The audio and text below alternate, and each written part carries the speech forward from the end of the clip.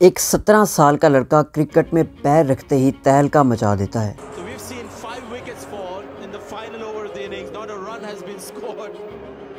दुनिया क्रिकेट के बड़े बड़े नाम उसको फेस करने से डर रहे थे। वो सिर्फ 17 साल की उम्र में ऑस्ट्रेलियन बैट्समैन को घुटनों पर ले आया था।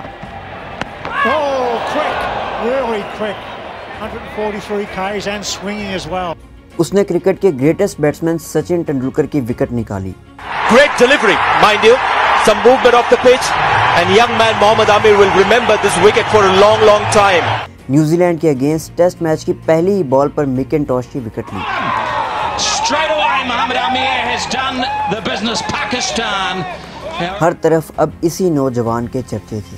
हर क्रिकेट एक्सपर्ट यही कह रहा था कि इस जैसा बॉलर क्रिकेट की हिस्ट्री में कभी कभी ही पैदा होता है। कि मोहम्मद आमिर जो बैन किया, मैंने सारी दुनिया में 21 साल क्रिकेट की, मैंने इतना टैलेंटेड यंग क्रिकेटर देखा ही नहीं कभी अपने 21 साल के करियर में। ये महज मोहम्मद आमिर के कैरियर की शुरुआत थी और वो अपने कैरियर की शुरुआत में ही बुलंदियों को छू चुका था। 2009 में डेब्यू करने वाले मोहम्मद आमिर के साथ सिर्फ एक साल बाद 2010 में कुछ ऐसा होता है जिस पर यकीन करना भी मुश्किल था। 26 अगस्त 2010 पाकिस्तान टीम इंग्लैंड के टूर पर अपना चौथा टेस्ट खेलने के लिए उतरी।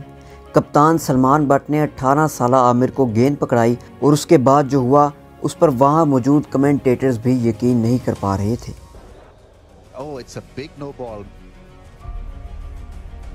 मोहम्मद आमिर इतनी बड़ी नो बॉल कर रहे थे जो गलती से होना तो मुमकिन ही नहीं। No ball is the call, but that was a short ball. How far was that? Wow. इसके बाद रिपोर्ट्स आती हैं और पता चलता है कि पाकिस्तानी कैप्टन सलमान बट, मोहम्मद आसिफ और नौजवान बॉलर आमिर फिक्सिंग में मुलविस थे। इस वीडियो में मज़ीद आगे बढ़ने से पहले हम ये जान लेते हैं कि स्पॉट फिक्सिंग आखिर है क्या। तो बेसिकली अगर कोई बाबर आजम की सेंचुरी पर $100 लगाता है और बाबर आजम इस मैच में सेंचुरी कर भी देते हैं तो उसका रिटर्न डबल होगा, यानी $100 लगाने वाले पर्सन को रिटर्न में $200 मिलेंगे। लेकिन अगर यही $100 नसीम शाह, शाहीन शाह अफरीदी जैसे बॉलर की सेंचुरी पर लगा दिए जाएं तो उनका सेंचुरी करने का चांस बहुत ही कम है, यानी उनके सेंचुरी करने की प्रोबेबिलिटी तकरीबन नामुमकिन है। और अगर नसीम शाह एक मैच में सेंचुरी कर देते हैं तो उस पर $100 लगाने वाले पर्सन को रिटर्न में $1000 तक मिल सकते हैं, क्योंकि इस चीज़ की प्रोबेबिलिटी बहुत ही ज़्यादा कम है। यानी अगर आसान लफ्ज़ों में समझें तो जितनी कम प्रोबेबिलिटी उतना ही ज़्यादा रिटर्नेबल। आमिर के केस में भी कुछ ऐसा ही था। आमिर ने तीसरे ओवर की पहली बॉल पर नो बॉल करनी थी। एक नो बॉल ओवर की किस बॉल पर होनी है ये प्रेडिक्ट करना किसी के लिए भी नामुमकिन है, लेकिन ये नो बॉल पहले से ही इस केस के मास्टरमाइंड मज़हर मजीद की तरफ से फिक्स की गई थी और इसकी रिटर्न वैल्यू थी 150,000 पाउंड्स। 1.5 लाख पाउंड एक बहुत ही बड़ी रकम बनती है। मज़हर मजीद ने इस मैच में आसिफ, आमिर और सलमान बट को फिक्सिंग करने के लिए उकसाया और पैसे की लालच दी, जिस पर इन तीनों ने अपने मुल्क के साथ गद्दारी की। इसके बाद कोर्ट के फैसले के मुताबिक सलमान बट पर 10 साल की पाबंदी लगाई गई, मोहम्मद आसिफ पर 7 साल की और वहीं मोहम्मद आमिर पर 5 साल की पाबंदी लगी। सबसे पहले तो ये कि दुख हुआ है ये सुन के 5 साल, क्योंकि एक क्रिकेटर के लिए तो जिसकी लाइफ ही क्रिकेट हो तो मेरे ख्याल में ये फैसला सुन के तो मेरे ख्याल में आधी तो लाइफ ही इंसान की पूरी लाइफ समझ तबाह हो जाती है। इन तीनों का कैरियर अब तकरीबन ख़त्म हो चुका था, लेकिन वहीं मोहम्मद आमिर के लिए अब भी क्रिकेट के कुछ दरवाजे खुले थे, क्योंकि उनकी एज इस वक्त सिर्फ 18 साल थी और वो अपने अंदर एक्स्ट्रा टैलेंट भी रखते थे। वो अपनी 5 साल की सज़ा काट कर टीम पाकिस्तान में वापसी कर सकते थे। अगर किसी के लिए मुमकिन होगा क्रिकेट में वापस आना तो वो मोहम्मद आमिर के लिए हो सकता है, लेकिन वो भी 5 साल के बाद। और एक बात जो कि इस ट्राइब्यूनल के सरबराह ने कही कि वो कम सजा देना चाहते थे शायद मोहम्मद आमिर को, लेकिन कानून ने उसकी इजाजत ही नहीं दी। मोहम्मद आमिर की जिंदगी इस वक्त बहुत ही ज्यादा मुश्किल मराहिल से गुजर रही थी। इतनी सी मुख्तसर जिंदगी में क्या कुछ देखा? मेरे ख्याल में देखा बहुत कुछ देखा, लेकिन आज जो देखा वो कभी नहीं देखा था। अपने कैरियर के पीक 5 साल ज़ाया करने के बाद आमिर ने 2016 में दोबारा से पाकिस्तान के लिए कमबैक किया। Amir was banned from international cricket for 5 years. Well, this is a huge moment in a young fellow's life, and this is some comeback. It really is. 2016 में पाकिस्तान टीम ने एशिया कप खेलने India जाना था और मोहम्मद आमिर को भी Pakistan team squad का हिस्सा बनाया गया। इस एशिया कप के इंडिया वर्सेस पाकिस्तान मैच में पूरी दुनिया ने देखा कि वही आमिर वापस आया है जो गया था। इस मैच में पाकिस्तान की टीम सिर्फ 83 रन्स पर ऑल आउट हो गई थी और सबको यही लग रहा था कि इंडिया इजीली ये मैच जीत जाएगा, लेकिन आमिर के उस स्पेल ने एक टाइम के लिए इंडियन टॉप ऑर्डर की कमर तोड़ कर रख दी थी। आमिर ने पहले ही ओवर में इंडिया की 2 विकेट्स ली और अपने दूसरे ओवर में दोबारा से विकेट निकाली।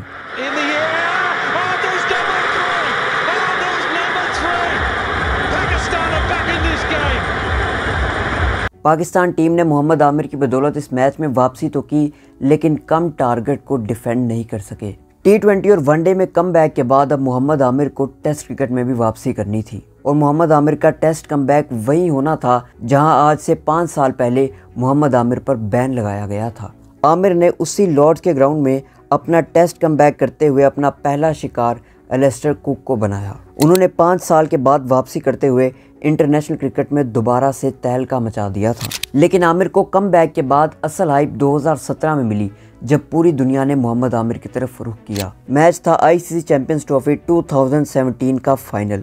पाकिस्तान ने पहले बैटिंग करते हुए एक अच्छा खासा टोटल तो बना लिया, लेकिन अब मसला ये था कि इस टोटल को डिफेंड कैसे किया जाए, क्योंकि उस वक्त इंडियन टीम में एक से बढ़कर एक अच्छा बैट्समैन था, लेकिन वहाँ मोहम्मद आमिर ने अपना जादू चलाया। पहले ही ओवर में रोहित शर्मा को बगैर खाता खोले ही वापस भेजा, लेकिन अभी भी उस वक्त का number 1 ODI batsman Virat Kohli crease पर था। विराट कोहली यहाँ से भी इंडियन टीम के लिए मैच निकाल सकते थे। अगर पाकिस्तान को ये मैच जीतना था तो उनके लिए विराट कोहली की विकेट लेना बहुत ज़्यादा ज़रूरी था और विराट कोहली की विकेट लेने की जिम्मेदारी भी मोहम्मद आमिर ने उठाई।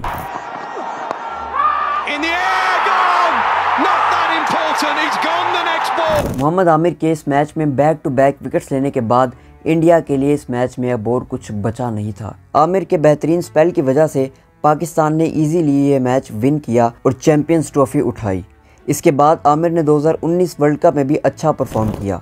अब तक आमिर के लिए सब कुछ अच्छा चल रहा था, लेकिन 2020 में हमें एक ऐसी न्यूज़ देखने को मिली जिसने सबको शॉक कर दिया। मोहम्मद आमिर ने इंटरनेशनल क्रिकेट से रिटायरमेंट ले ली 28 साल की उम्र में। एक करियर का इख्तिताम हो गया और एक पोटेंशियल सुपरस्टार कहीं खो गया। मैं कह रहा हूँ अब बात इशू बन गया है, अब बड़ी चीज हो गई है, सामने आ गई हैं चीजें। अल्लाह करे, मैं तो कहता हूँ कि बैठ के अगर दोबारा बात कर सकते हैं, खत्म कर सकते हैं चीजों को, कोई इतनी बड़ी बात नहीं है। लेकिन अगर पीसीबी ने इस तरह कह दिया तो इसका मतलब यह है कि पीसीबी का ऑलरेडी फ्यूचर प्लान ही यही था कि आमिर को साइड पे करना था।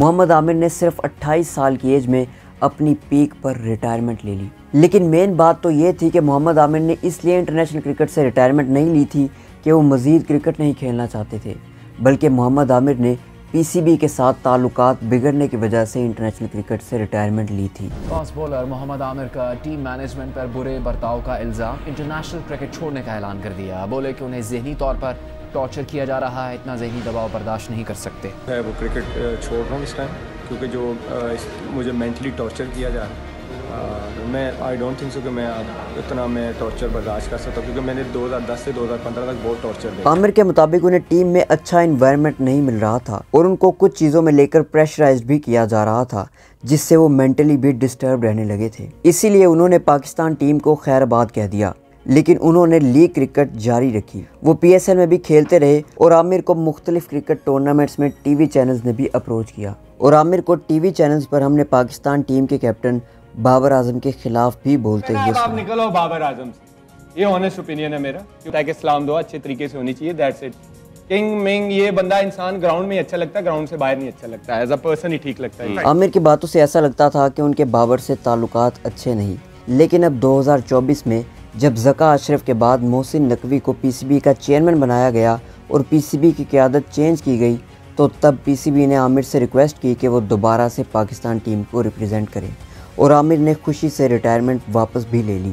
अपने कैरियर के पीक 5 साल बैन में और 4 साल रिटायरमेंट में ज़ाया करने के बाद अब मोहम्मद आमिर की दोबारा से इंटरनेशनल क्रिकेट में वापसी हो चुकी है। अब यहाँ सवाल ये उठता है कि क्या मोहम्मद आमिर पाकिस्तान के लिए उसी तरह परफॉर्म कर पाएंगे जिसके लिए वो जाने जाते थे। रिसेंट टाइम्स में खेला हूँ bowling, I think Mohammad Amir हैं पाकिस्तान के, जो मुझे लगता है कि दुनिया में दो तीन जो टॉप के बॉलर्स हैं, one of the toughest bowlers to play, one of the toughest bowlers I have played in my career.